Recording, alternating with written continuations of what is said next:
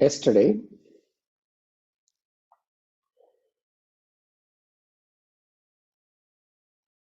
we were seeing, though we are using the breath, we are regulating the breath.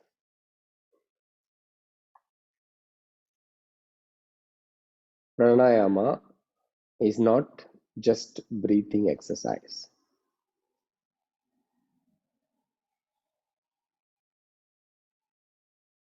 Prana,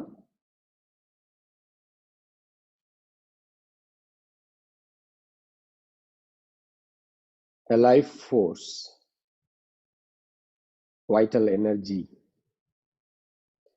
We are using the breath as an instrument, as a tool to regulate the prana.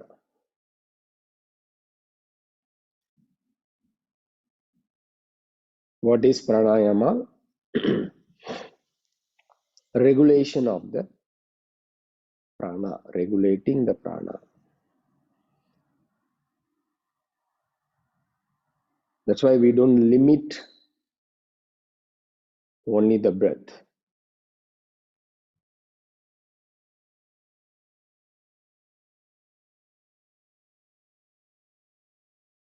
We also explored about the energy from oxygen, but how other living beings using even carbon as energy. So then the question comes, what is this life force? What is this life? The whole practice of pranayama is to find answer for that. Where it will take this pranayama practice, where it will lead us.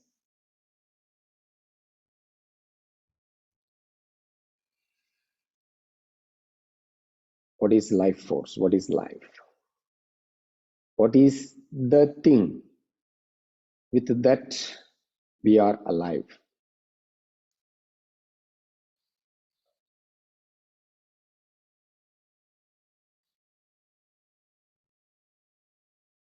Briefly, let us look at the concept of energy.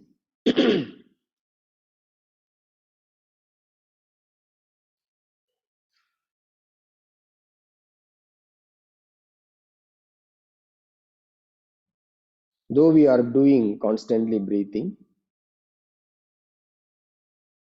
we don't associate our energy consumption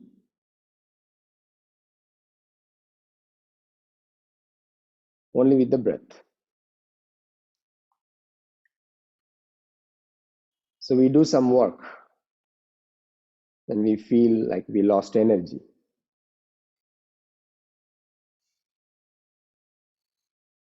We didn't eat a meal, one meal, two meals. Then we feel like I don't have enough energy.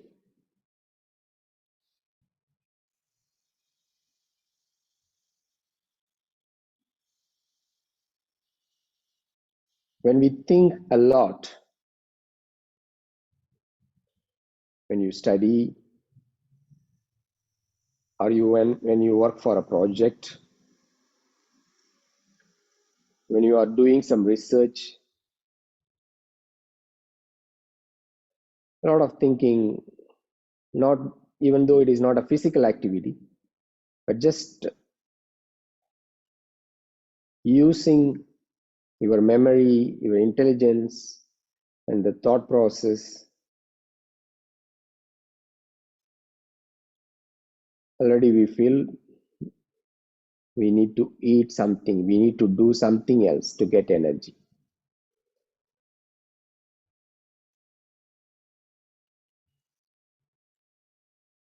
Yoga says, like science, What is here is nothing but energy in various forms.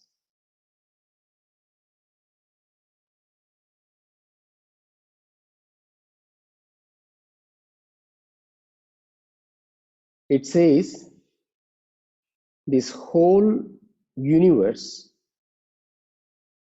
made up of 5 elements.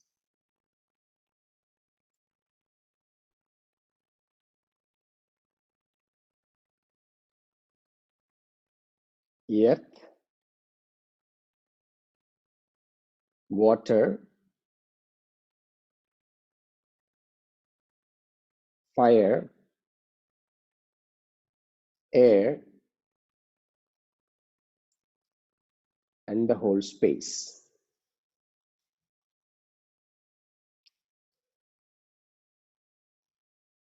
Individually, all these elements have certain power, certain energy.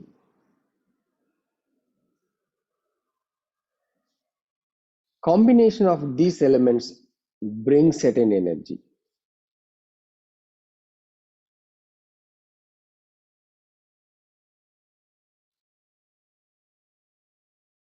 When these 5 elements, 2 elements together, or 3 elements together, or 4 elements together, you can see that many combinations can form.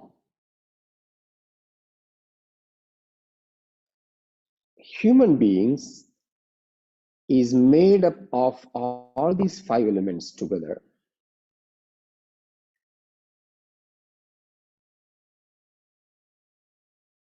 As these elements have certain power, when it comes together, it has power. So essentially, without any outside dependence, every individual being has certain energy.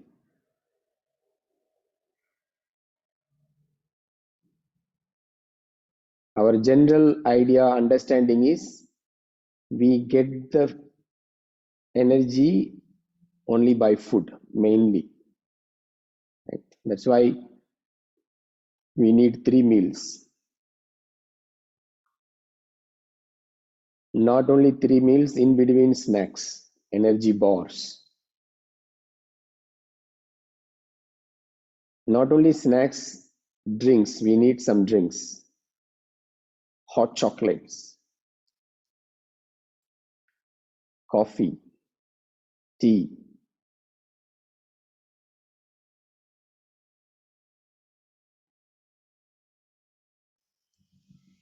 So if we see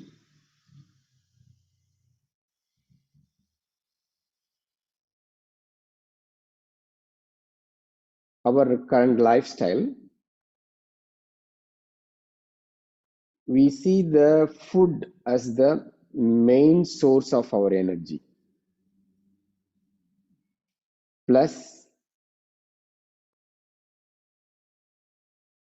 our sleep.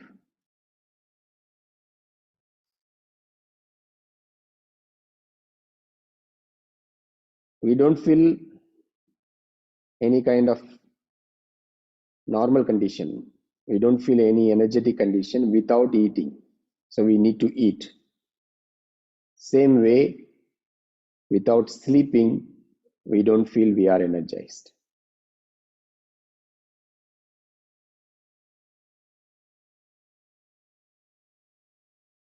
Two sources for us to get the energy. Now, how do we spend energy? How do we lose our energy?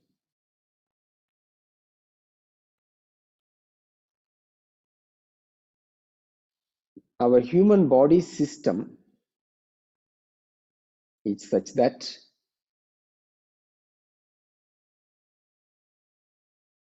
for the various systems to function, it consumes certain energy. For the heart, for the organs, kidneys, liver, and various organs, the whole physiological system,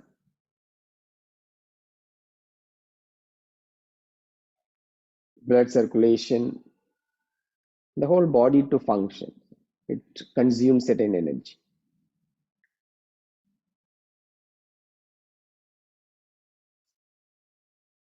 Our senses, you hear now. Actually, you are not doing anything. You are sitting and hearing, or lying down and hearing, or you are doing some work and hearing, multitasking, right?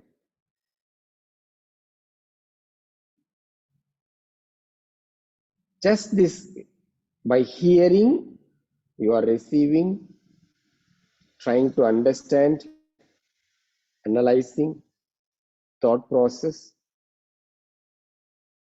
consuming energy.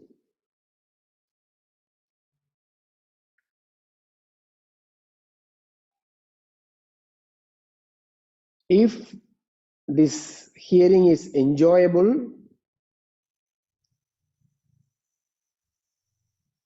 you may don't lose much energy. Even though the time duration is same, say 1 hour you are hearing. If it is very interesting for you, if you are enjoying, if you are understanding, though you are losing some energy, less. But you are sitting and listening, but you don't enjoy, boring, or not understanding, or not able to connect the meaning from one sentence to other sentence, you may lose double or triple the time of energy.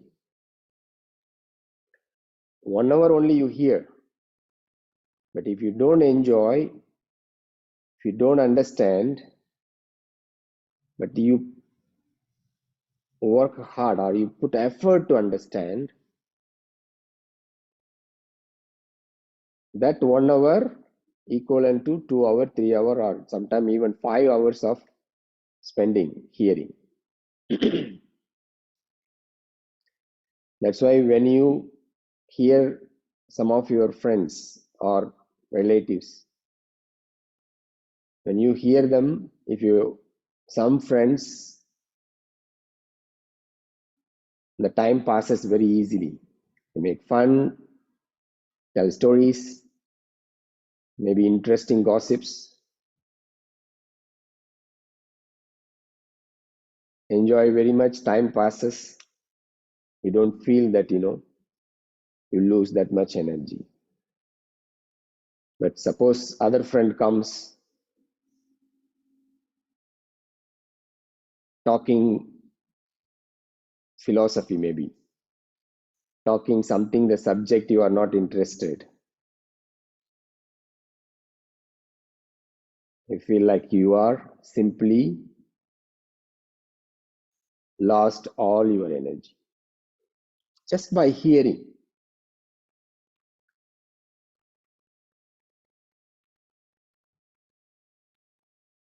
Same way, all the senses,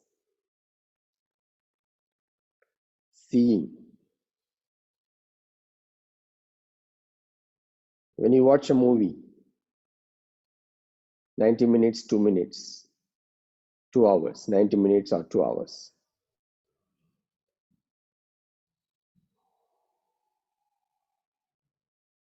You may enjoy the movie, but still at the end of the movie, you can see that you feel tired.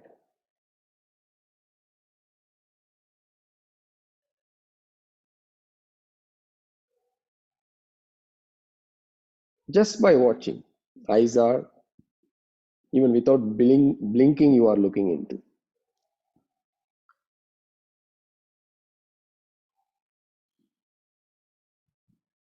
When you watch a movie, how often you blink?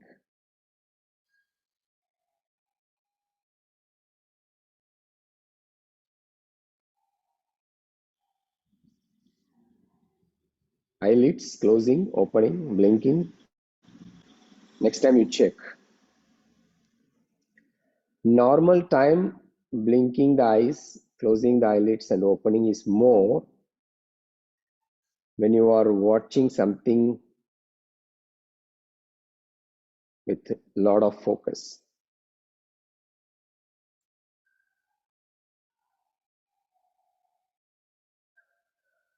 More intense.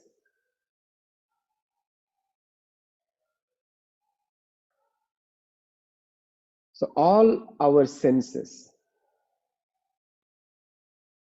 smelling, tasting, even use your skin to touch, all the senses constantly spending some energy. That's why whole day you are just sitting, suppose, or sitting or lying down, not doing much, eating also, but at the end of the day, whole day not doing much, end of the day, still you feel that you lost energy and you have to really go to sleep.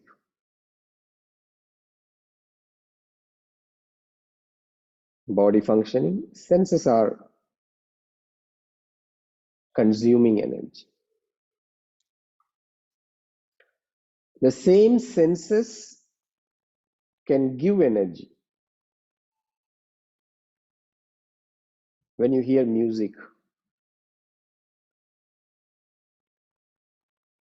soothing music, the music you enjoy. The music may be good, but if you don't enjoy same music, take away your energy.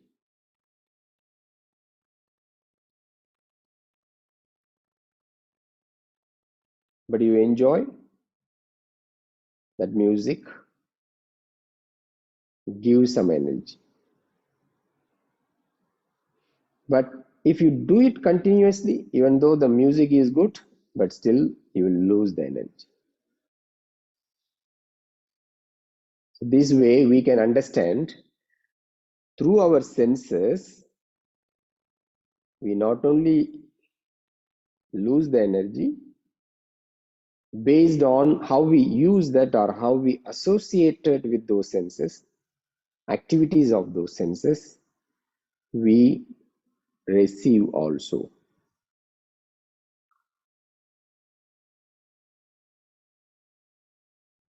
And the body movement.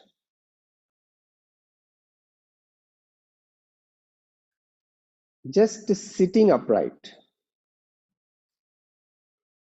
which is against the nature, which means anything you move away from gravity, the gravity pull is there.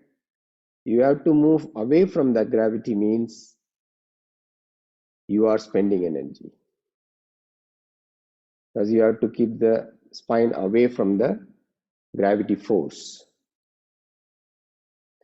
Then if you do some activities using your limbs, walking, doing something with your arms, doing something with your body, various activities, you lose energy.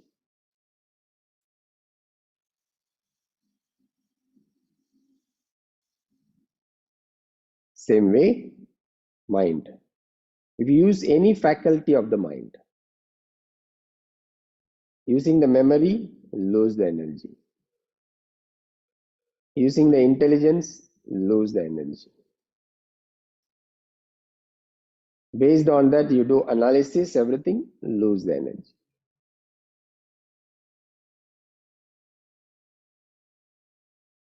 So if you see the 24 hours, our daily life, this is what happening constantly. We are doing something, losing the energy. We are doing something, gaining the energy.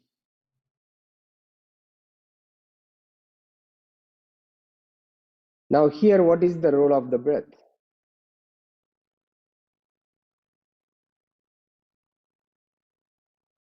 It is in that auto mode, involuntary activity. Our system is like that based on the outside pressure, lungs pressure. So it goes automatically inhalation, exhalation. That's why we don't really put any effort specifically when we do inhalation, exhalation. It is just based on the outside atmosphere and our lungs, outside atmosphere pressure, lungs pressure. But when we want to regulate the breath, it looks like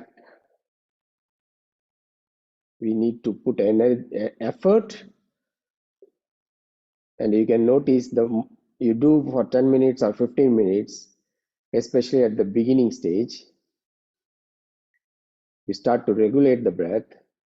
After 15 minutes or 20 minutes, you feel tired. The body wants to lie down.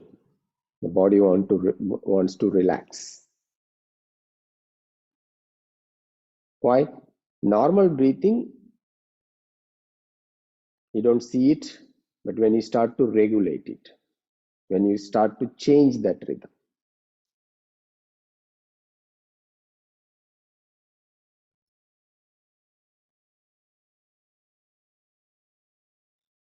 Now, what yogis are saying, every individual being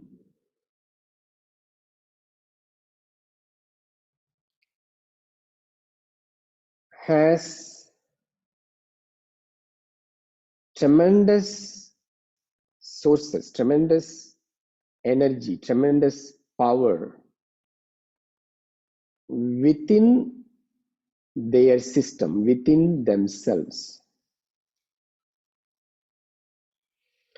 In other words, even though we are consuming the food, sleeping,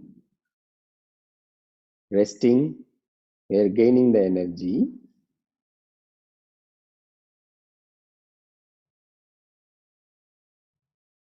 We can gain more energy just by accessing the root, the source of our being, our existence.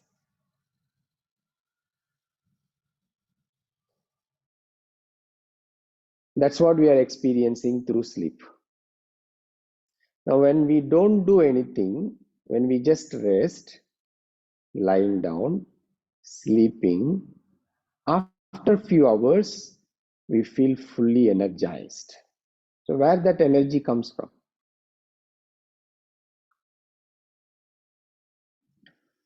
It's the auto charging mechanism.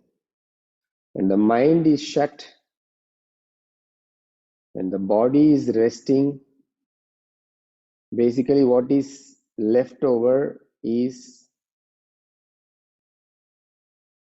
the source, the root of our existence. That's where it is the other things, our senses and the body and the mind, energized because of that root, the source.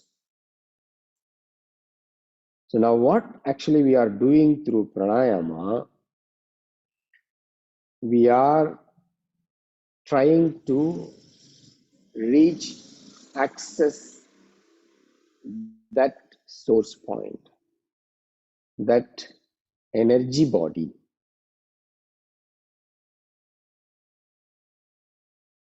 What actually the many yogic texts saying, we all have unlimited energy, unlimited power.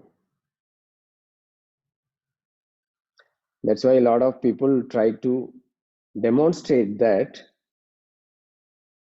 Many cases, many stories, without eating any food. There are stories many years without eating any food they lived. Very recent ones, not old ones.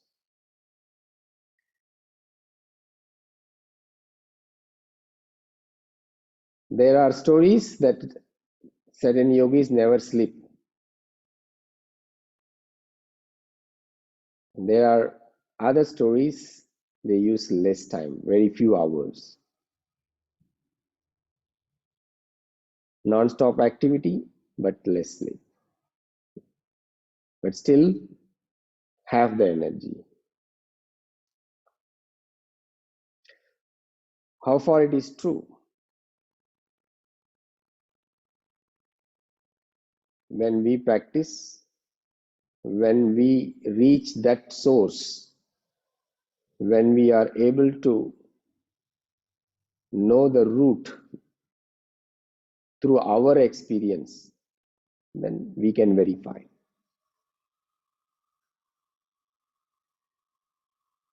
But the purpose is to know what is the mechanism of our body, not just the physical body, not the physiological body, instead the whole structure, the things we don't know yet.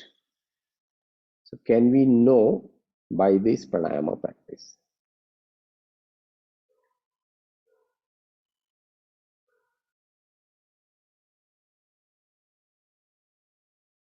Why this prana is known as a life energy, life source?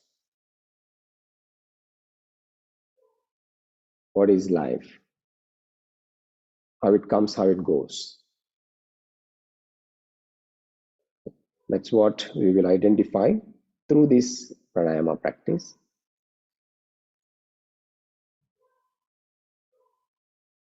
In coming weeks,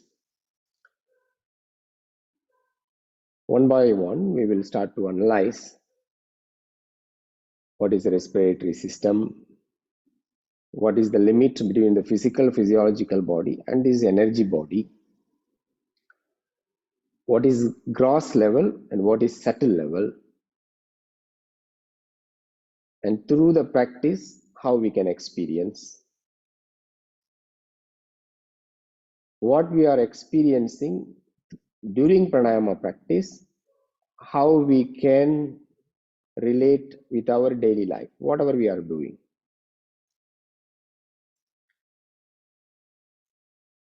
We'll explore one by one.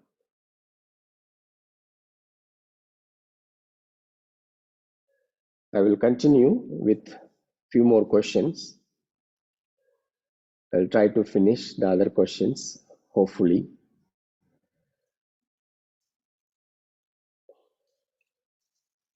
Yesterday, we got few.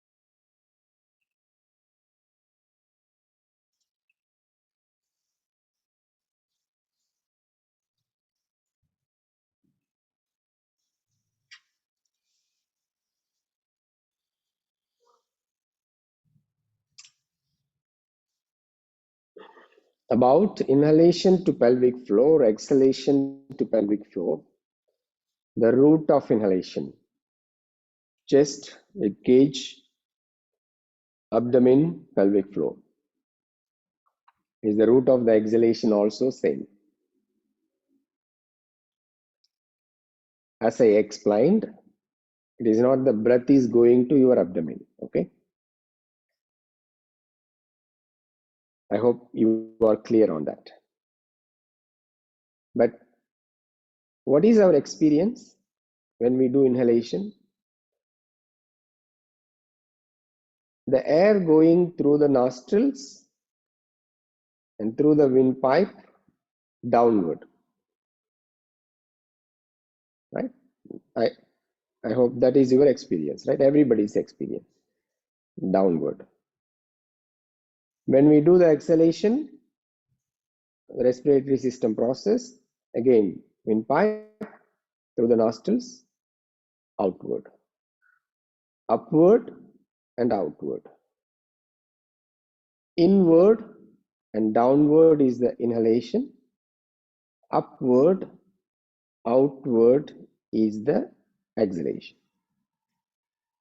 So now we want to relate with the body movement and the breath movement. So use this same mechanism for our visualization. We are connecting it. So when you inhale first to the chest, as the inhalation is downward, chest to the diaphragm, diaphragm to the abdomen, abdomen to the pelvic floor. Using the same mechanism, the exhalation one, upward movement. So from pelvic floor, abdomen, diaphragm, chest, exhalation. Okay. So it is the same, direction is different. Okay, I hope you are clear. In general, next question. As the view of filling the lungs, the direction of inhalation is from bottom to the top to filling, and exhalation is from the top to the bottom to evacuate. Is there conflicting to breath in the different places as chest, diaphragm, abdomen, and pelvic floor? How to understand it? Okay. So another session, we exclusively look into respiratory system, nostrils, sinus cavity, nostril from right and left, windpipe, both side lungs, and the mechanism inside the lungs. We will see that. So now, yes, conceptually, yes, when we see the filling the lungs bottom to top, it is not exactly bottom to top. Basically, it is like a tree. It is spreading inside the lungs. Actually, we can't really sense that. If we are able to have that much sensitivity, what is happening inside the lungs, you already have so much sensitivity. Okay, you may have a magic power. The old yogis, they used to say that they go into this kind of practice and they do the meditation, and through that they get the awareness of the cells, each and every cells, and with that meditation they get to know.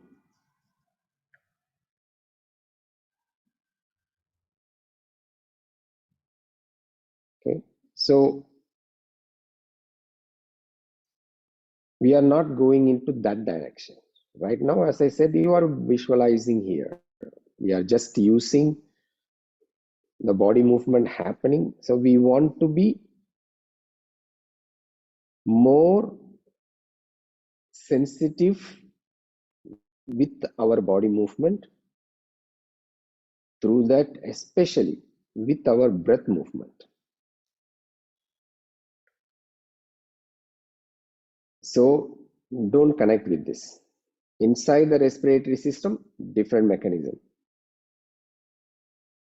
We are not doing that. What we are doing, this is like a game. So you understand this way, this is a pranayama game.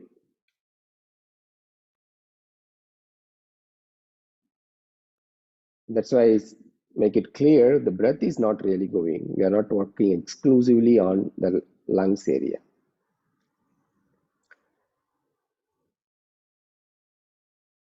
It is what we are doing. It is more kind of game. You understand this way. So it will be easier for you to relate.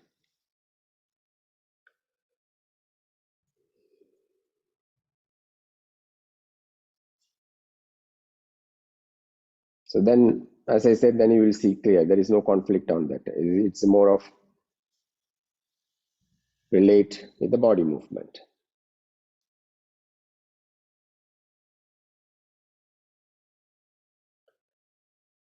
Okay, next question. When you say to just watch the breath, I often control and regulate the breath coming in and out, and I cannot breathe naturally. This causes me to pull my shoulders up to catch my breath.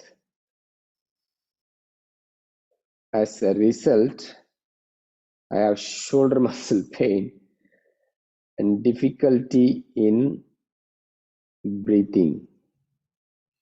Can you show me how to just observe without interfering the breath? What is observing the breath? Okay, I wish I can show you, but definitely I cannot show you. Why?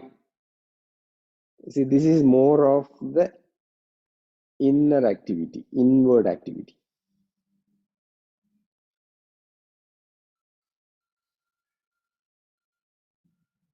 When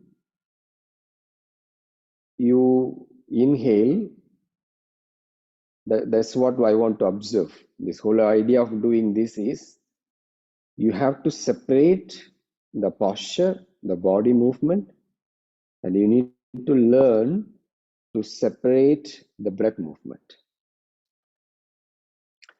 There are certain techniques we use the body force, body movement to create certain breath movement, which also we will learn. Apart from that, we don't want to use the extra force with the body to do any kind of this breath regulation. It's not,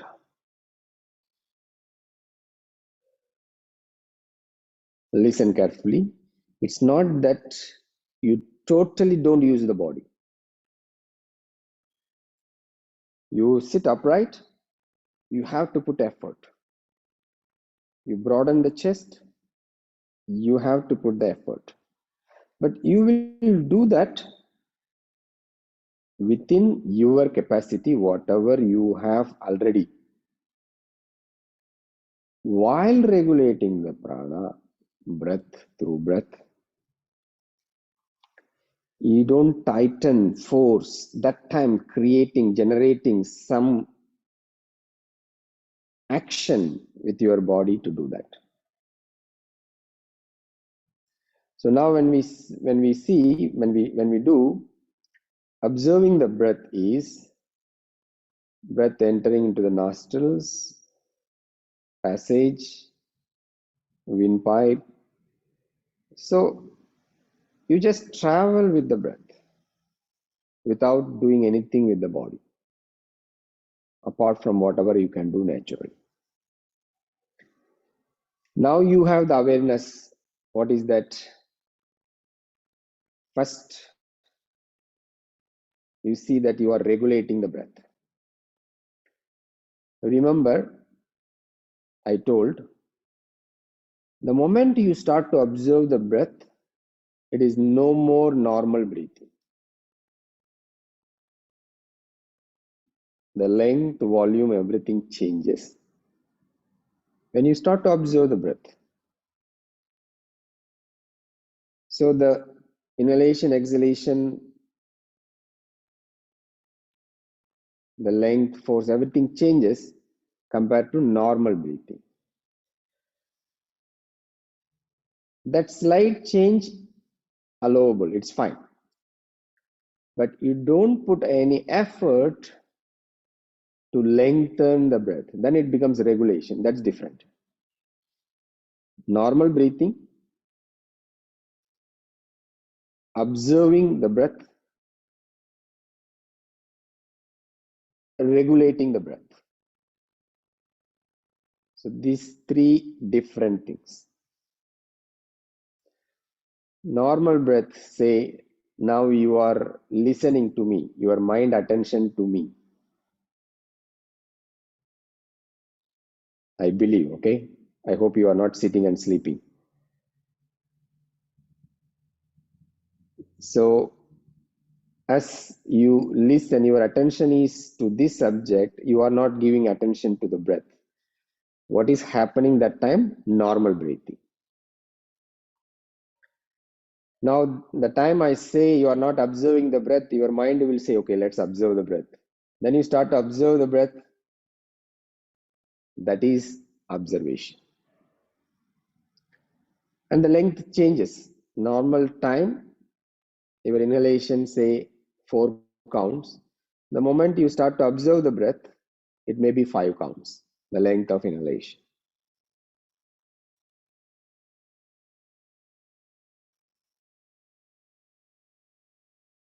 Now, when I say, okay, lengthen the breath, make a long inhalation, now you put certain effort to lengthen it. Then from these 5 counts, maybe 8 counts of inhalation. Right? So these 3 different things. See, you need to have that clarity, that understanding.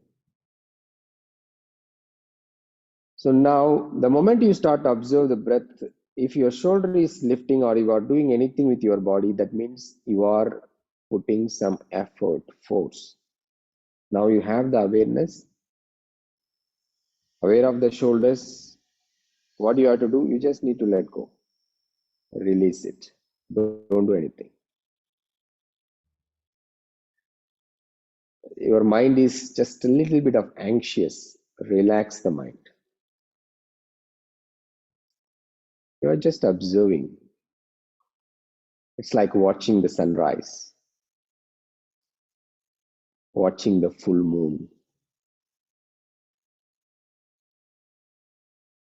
watching the flow of the water in a river,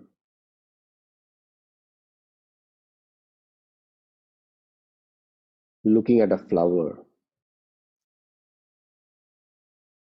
When you see these things, the mind is calm, quiet. You don't need to lift the shoulders to watch the sunrise. Do you need to do that?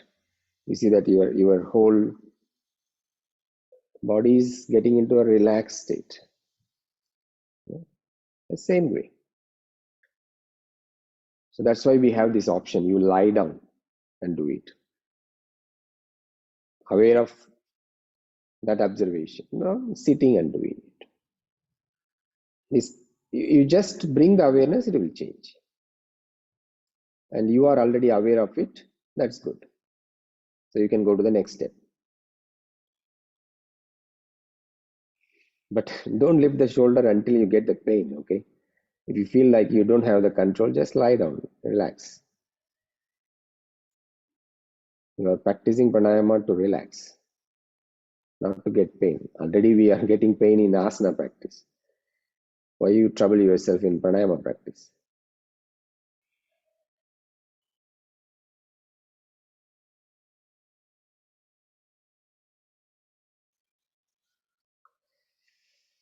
Okay, I still don't know how to breathe with the diaphragm, abdomen and pelvic floor. And when I breathe into until the diaphragm, I still see my abdomen rising and falling. But I have not clearly seen the change of the diaphragm.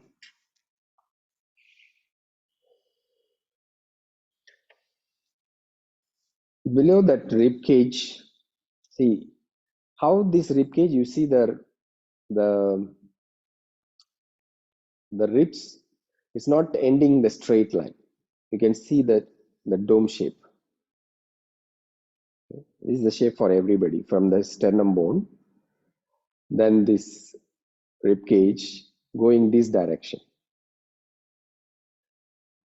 Now along this line, the diaphragm muscle, as I said, it is across. It is not down, up, top to bottom, not this way, across in a dome shape. That's why yesterday I said you can't sense it that easily compared to your chest movement or abdomen movement. So you don't force or you don't look with a lot of effort how the diaphragm is moving, because the movement also not very obvious like abdomen. It is across, and that dome shape actually flattened. Normally this actually it is going this way.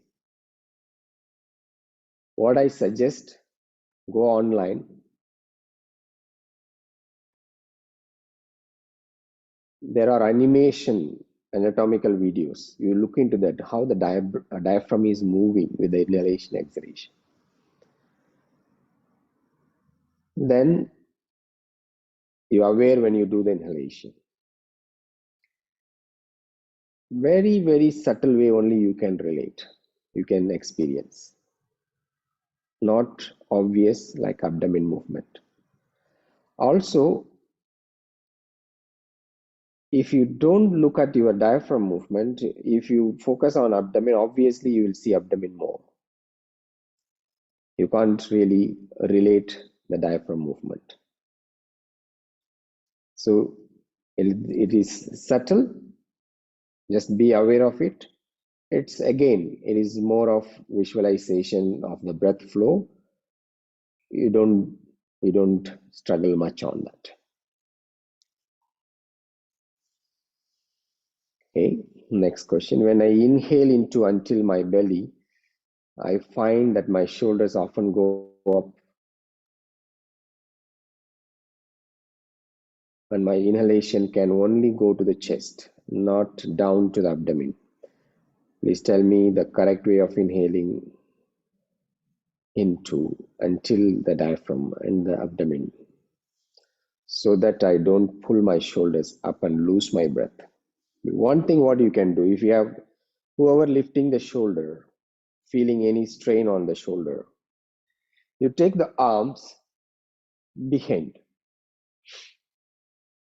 You sit on a bolster or a block like I showed today morning. You take the arms behind, hold the bolster or keep the fingers on the floor. You lock your shoulder. So when you are holding the shoulder with that open chest, you don't do anything. So it is the arms is taking the support and you lock there. Now you do the inhalation exhalation. Slightly you feel tight because of open chest, which is okay. So that's the way you take the breath flow, chest. Again, keep this in mind, your breath is not going to the abdomen. So you don't look where is the breath going. Then you get the idea. Okay. You lock the arm and see that way.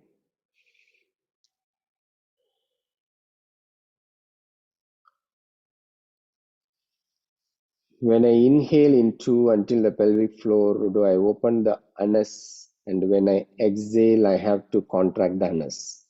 This way, is it right or wrong? And if it is wrong, what I should do to put it right? And where is the pelvic floor?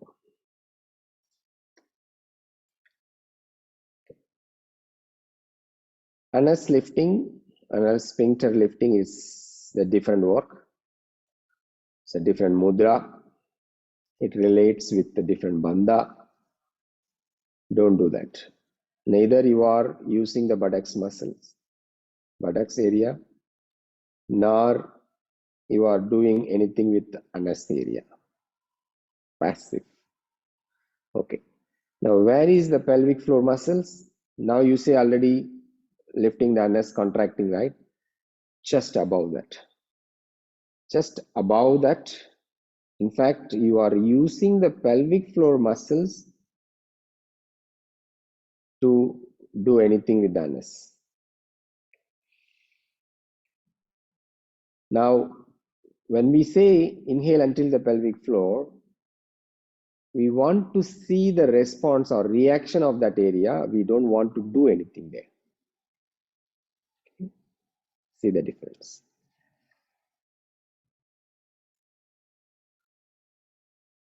Okay. Some signs, next question, some signs of doing pranayama correctly or that the practitioner should feel peaceful, comfortable, and happy. The breathing goes wrong, one may become angry easily, irritable, and uncomfortable. Is this assumption true? Not true. Why?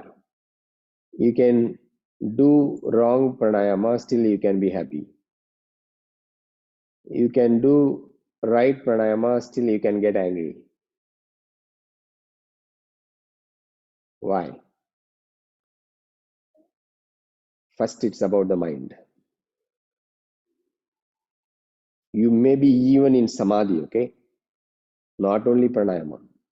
You can even go to strong, deep meditation. You may even go to samadhi.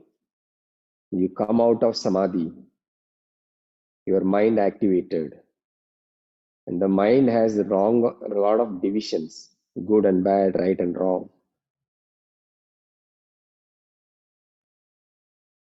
The moment you open the eyes, come out of samadhi, you can get irritated, you can get frustrated, you can get angry.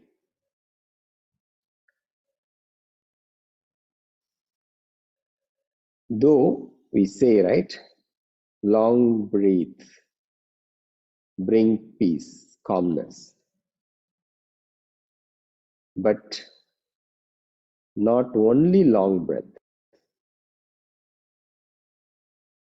Along the long breath, you need to have a matured mind, the mind which have the clarity, understanding, knowledge about life.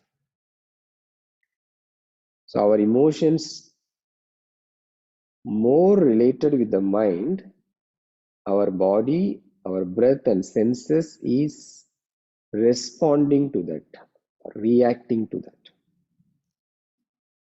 Okay, so we can't relate that exactly, but we can generally say yes, pranayama practice brings certain calmness, certain peace, certain relaxed state, but it is not 100% depends on the breath. First, mind.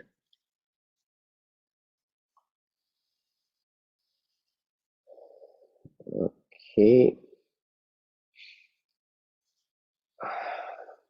Next question. Can you explain why there are people who, after meeting you, have low energy and vice versa? There are people who give you a sense of peace after meeting. The question arises, will practicing pranayama help us balance and control the energy field when we have an exchange of social senses? Based on your energy field, one's own individual's energy field. So when we say energy, I'm talking about the source within us. Okay. How that flow is there. When we say the regulation of the prana, that's where actually we are reaching. We are trying to reach. We are trying to tap.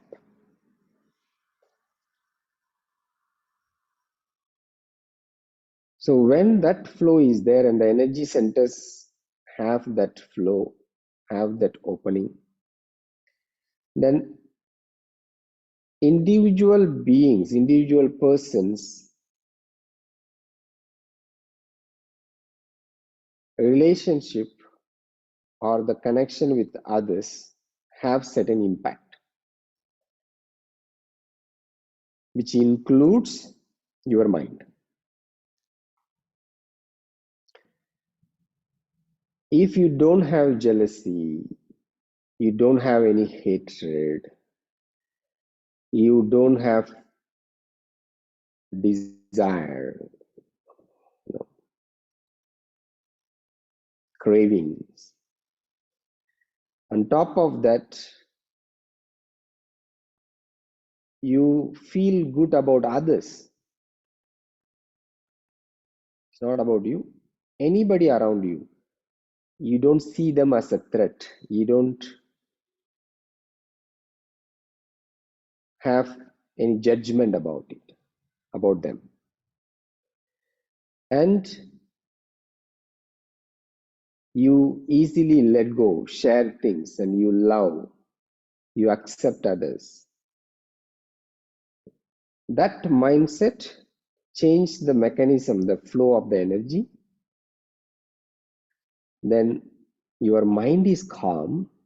That means your energy field already have that natural, easy, passive flow. Then socially, when you are interact with others, not only human beings, other living beings also,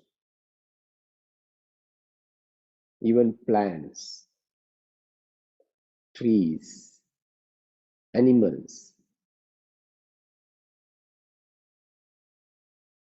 energetically they can sense. So when various living beings, it is not about the mind, basically the link comes with the energy field. I hope each session we will look into something. So after this 100 days, we get some idea, some experience about it. Can practicing pranayama help us to balance and control? Yes, but not just pranayama.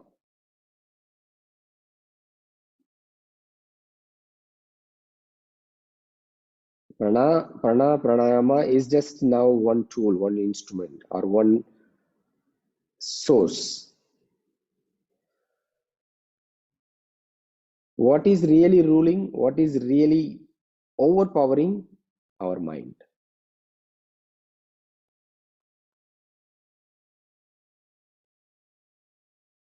So we want to use this pranayama to know the mind, the awareness, bring that attention, how the mind thinks, how we are greedy, how we are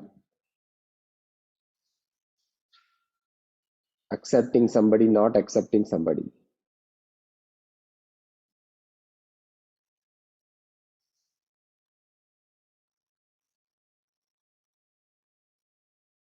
Even somebody, no need to do anything bad.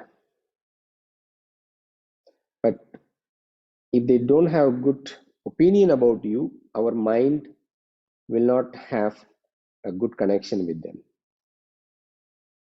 The mind may start to treat them as an enemy because the other person is not favored to me. So that's the complexity of the mind. I don't think we will look into that detail of that. We will focus on these things, but keep this understanding. Pranayama practice helps, but mind can easily overpower. It can easily collapse our energy field.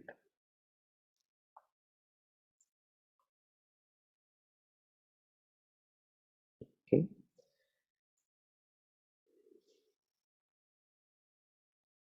More questions?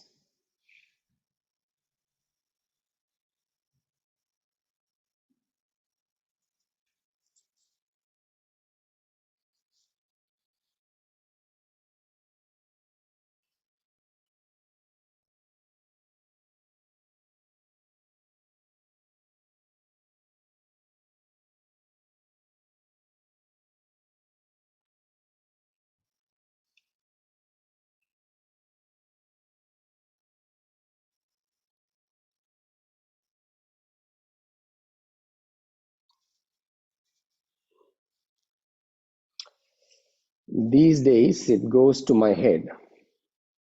I don't know, is it because of the intensity of the breath or my body, and I don't feel I have over practice. You mean the breath flows into the mind, into the head?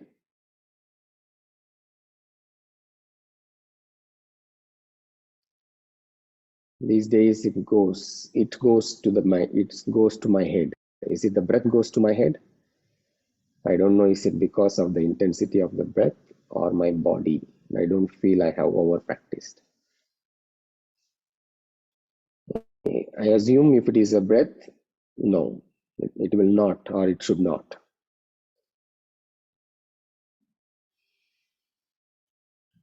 Okay.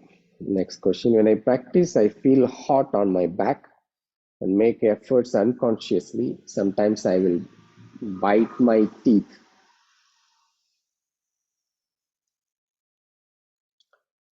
Now, if you feel heat sensation, if you cannot observe it, you lie down to relax.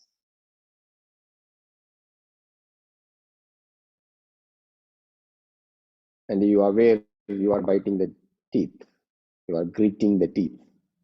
So it should be avoided. And you need to see where exactly this heat sensation happening. Is it along the spine, or is it at the sitting place? Which part you need to give attention exactly. Where that heat sensation you get, if you have to see whether it is because of this breath regulation, you do long exhalation in that condition. Focus just to do long exhalation. More than that, we will learn. We will understand about this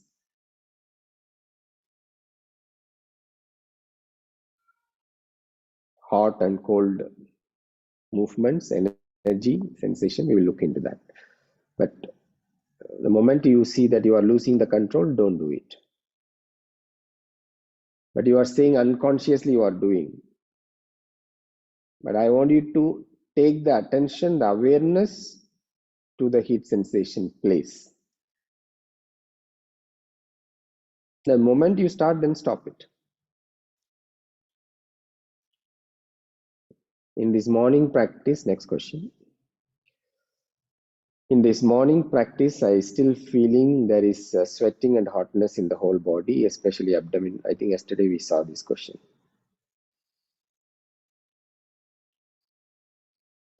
Yeah. Okay, next question.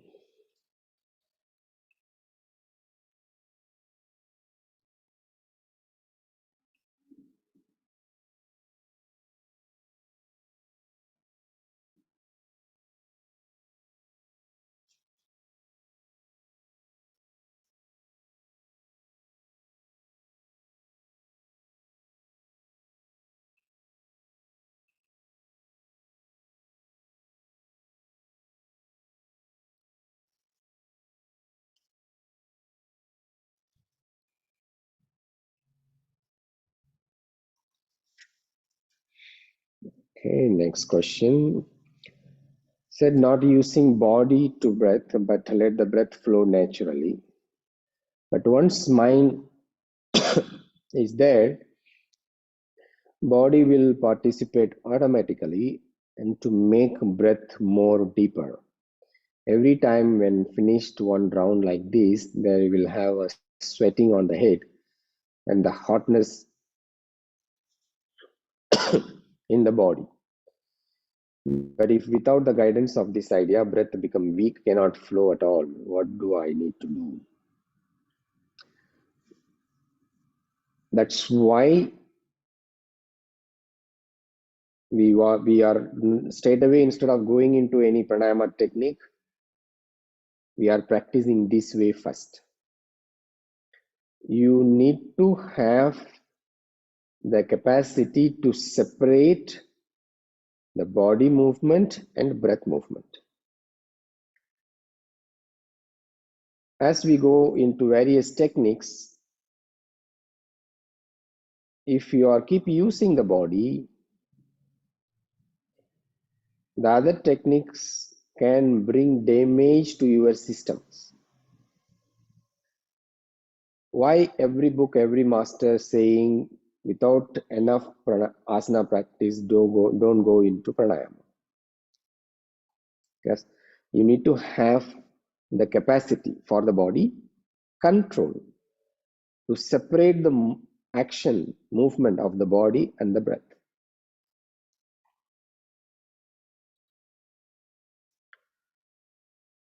You sit upright. When you are inhaling, means the action happens only within that respiratory system. That moment, you don't open your chest more. Don't do that.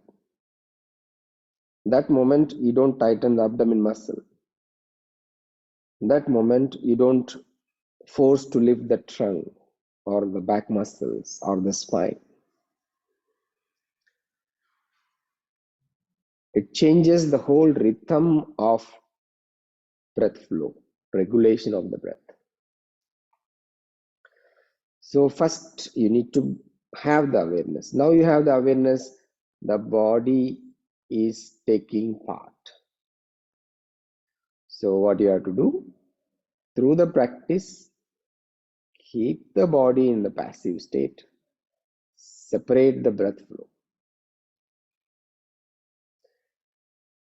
This is automatic. What is automatic? When you inhale, lungs expanding, intercostal muscles expanding, ribcage expanding, diaphragm moving because of that abdomen movement, automatic. Because there is a, as I said yesterday, right, a ripple effect.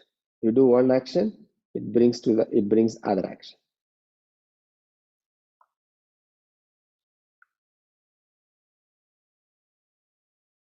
But it should not happen more than that. So that's what deliberate action we have to avoid. We should not do actually. It's not avoiding, we should not do. You said sweating, head, feeling hot. I mean, one, it can be because of your extra effort. Other reason, the moment you start to regulate the breath flow, it reaches the pranic body, energy field. It start to bring certain reaction, cold sensation, sweating, shivering, the heat in patches, various parts of the body. Even you get one part gets numbness, sometimes blockage is there. Or one part you feel that numbness is releasing or the flow is stronger. Maybe on your arms, fingers, trunk, shoulders, whole various parts of the body. We are going to do specific area using the breath, then you will know more. Okay, so please wait until that. For now, when you get any heat sensation, stop it. Don't go further.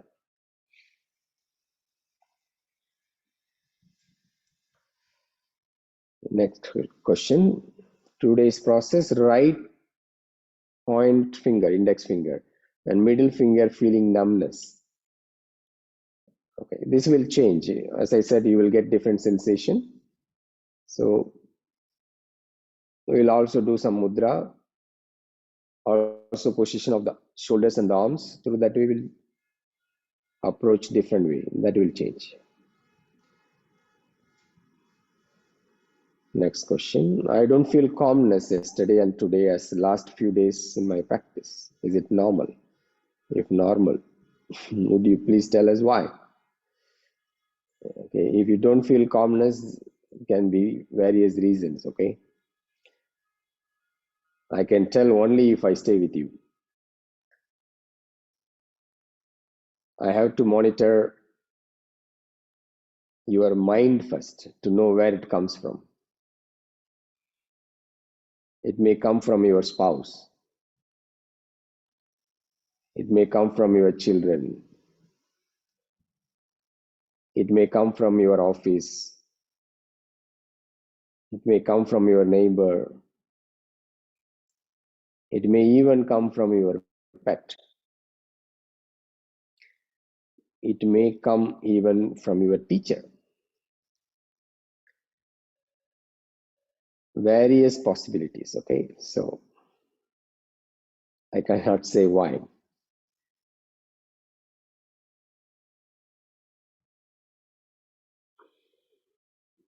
Be observe it, just observe it.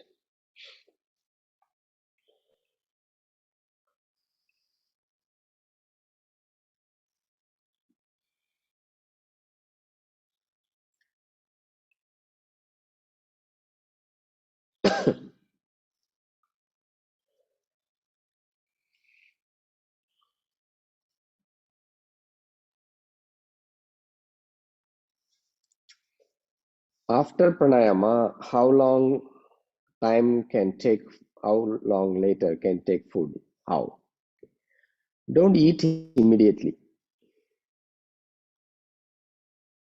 Let the system be passive, normal.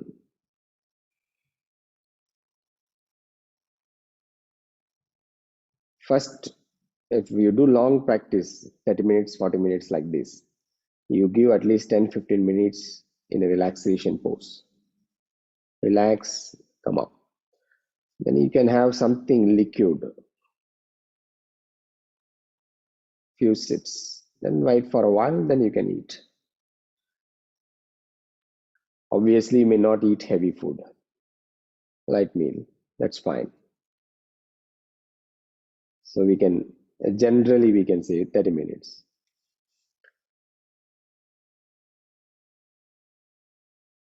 But depends on how do you practice and what do you eat. Okay, next question. Numbness relieves, thank you, but spine will drop after long time. Do I need to make outer hip in and take the tailbone on when sitting? Feeling to the spine can be upright. This upright spine will happen as the practice gets regular. It's also the time duration continuously you are doing. So don't do much. You just be aware of it, and if it is dropping, you lift up. But if you have any stiffness, any strain, if it is dropping all the time, there are other ways to do it. We will see that. It's good to know the numbness is releasing. One thing, you have to keep changing the leg, keep the practice going. Let's see. Okay, there is other question.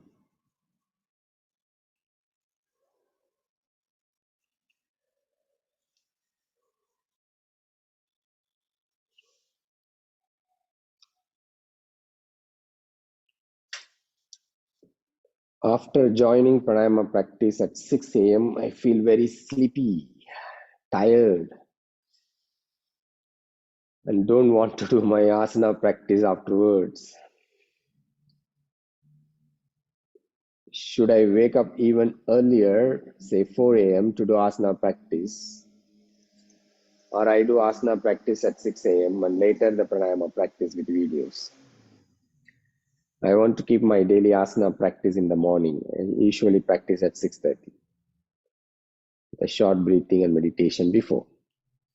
Feel energized as usual instead of sleepy after practice.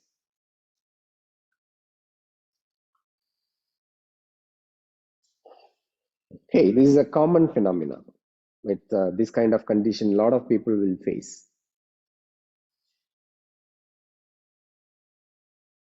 First, uh, dealing with the breath, long duration, 30 minutes, 40 minutes. Initial stages, it will not give energy. It will take up energy. You will feel tired. That's why we emphasize to relax. You have to go for relaxation.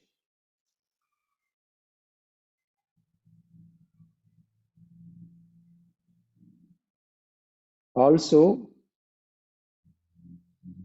now it is disturbing your daily routine. You are getting up earlier and you are doing the pranayama. So the body changes, the rhythm changes. And furthermore, pranayama meditation, it's more inward activity. You are going deeper within yourself. It's more inner journey. When it comes to asana practice, at least up to certain point, you are working outwardly, externally. So there is some changes for the mind to adopt.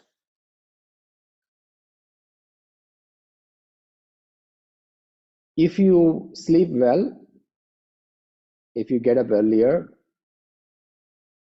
as you said, 4 o'clock, and you want to do asana practice, you can do. You do asana practice, then you continue with the pranayama.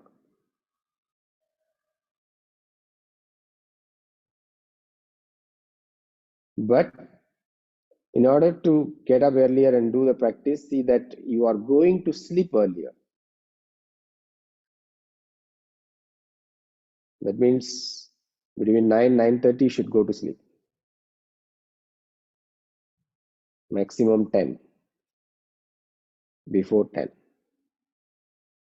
Then you get up 4. You practice. Then you find some balancing action. But don't go to bed later and get up earlier and do asana, pranayama. You may not feel comfortable. So you try this first. Go to bed earlier. Get up early morning. Do your asana practice and pranayama practice.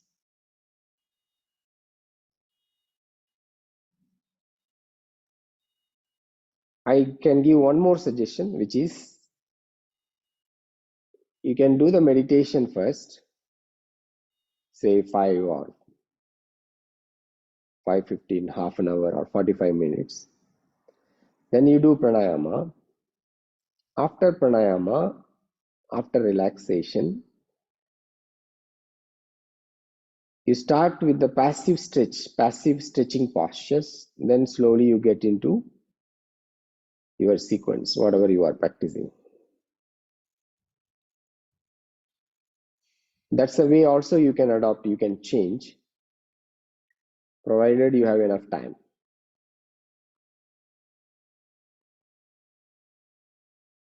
So first you try this early morning, see that it is working or not. If it is not working, then you can try the other way. We have to make the mind to adopt, then the body will adopt. It's just how you are switching from inward journey to outward journey. That's the difference. Okay. A few more questions, which we will see next week. That coming days, we will go step by step further. Each session, I'm taking one aspect and working around that and taking that as the stepping stone to the next step. When we go to the next session.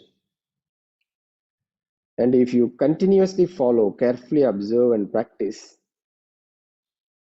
this practice itself will give the understanding of overall this regulation of prana. And afterwards, even if you just follow these videos, good enough to go into deeper pranayama practice. And let's have that enthusiasm, that passion, that enjoyment to practice.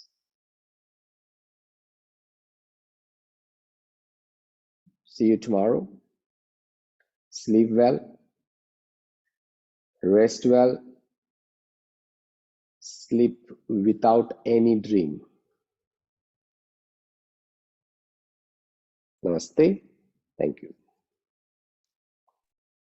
Namaste, sir. Thank you.